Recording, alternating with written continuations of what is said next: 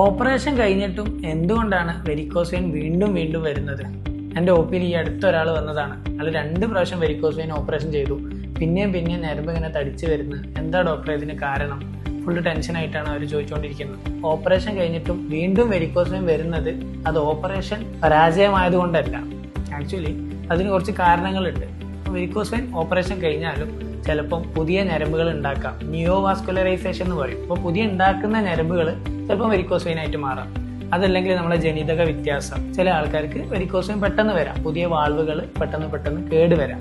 അതുപോലെ തന്നെ സർജറി കഴിഞ്ഞതിന് ശേഷം പ്രോപ്പർ ഫോളോ അപ്പ് എടുക്കായിട്ട്, തടി കുറയ്ക്കായിട്ട്, വെയിറ്റ് റിഡക്ഷൻ ഇല്ല, എക്സസൈസ് ഇല്ല, നടക്കുന്നില്ല, ഇങ്ങനെയൊക്കെ ആണെങ്കിലും വെരിക്കോസ് വെയിൻ ചിലപ്പോൾ വീണ്ടും വരാം. ചെറിയ രീതിയിലെങ്കിലും പിന്നീട് വരാം. അതുപോലെ തന്നെ ഡോക്ടർ നിർദ്ദേശിച്ച പ്രകാരം സർജറി കഴിഞ്ഞാലും കംപ്രഷൻ സ്റ്റോക്കിങ്സ് ഇടണം.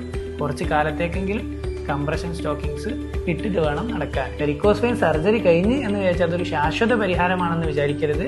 സർജറിക്ക് ശേഷവും നമ്മൾ കുറച്ച് കാര്യങ്ങൾ ഫോളോ അപ്പ് ചെയ്യേണ്ട ആവശ്യമുണ്ട്. ഡോക്ടറെ അടുത്ത് കാണുകയും വേണം.